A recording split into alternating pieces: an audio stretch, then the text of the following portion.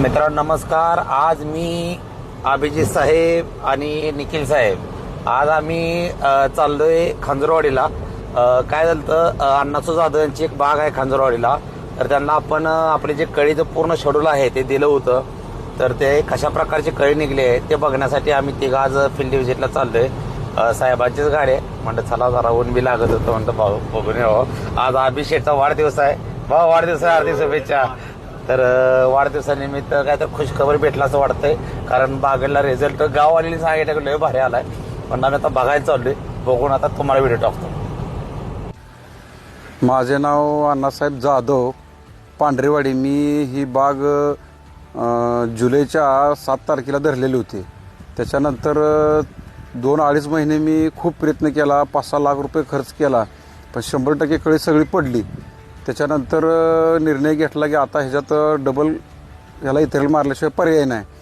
मग मी विचार करून डबल इथरेल मागच्या 2 तारखेला मारलं.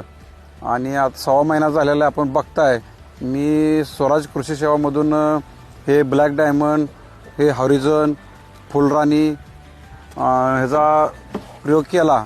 आणि आज तुम्ही बघताय झाडाला समोरच आहे कळी. झाडाला असं फळं तारणार नाही इतकं कळी लागलेलं आहे. कमीत कमी 200-250 फळं लागेल असं वाटतंय मला ह्या कळी बघून. इतर शेतकऱ्यांनी सुद्धा ह्याचा जरूर फायदा घ्यावा असं मला वाटतंय. कारण बऱ्याच शेतकऱ्यांनी मला फोन करून सुद्धा विचारलं, बाबा हे वापरल्यानंतर काय तुम्हाला फायदा होतोय का. तर मी कित्येक शेतकरी मी स्वतः इथं आणून दाखवलं की तुम्ही डोळ्यानं बघा आणि नंतर ठरवा तुम्हाला काय करायचं आणि काय नाही ते. कारण आता या वातावरणामुळं बऱ्याच शेतकऱ्याचं लय मोठं नुकसान झालेलं आहे. पण आम्हाला ह्या ब्लॅक डायमंड आणि हॉरिझननं आणि फुलराणीनं 100% माणसात आणलंय असं आम्हाला वाटतंय. सांगा, एवढी थंडी असताना पण लोक म्हणजे की कळी निघत नाही. तर तुम्हाला जे फुलराणी मारल्यानंतर किंवा हॉरिझॉन सोडल्यानंतर तुमच्या मनात कधी असं आलं तर बाबा कळी निघेल का नाही शंका?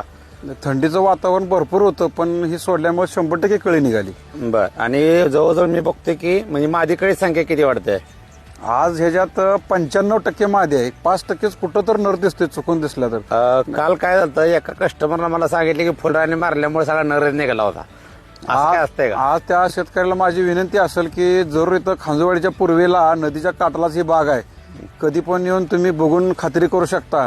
आणि स्वतः डोळ्यानं कानावर विश्वास ठेवण्यापेक्षा डोळ्यावर विश्वास ठेवा आणि बघून जावा असं मी शेतकऱ्याला विनंती करेन. बर, ठीक आहे. धन्यवाद सर.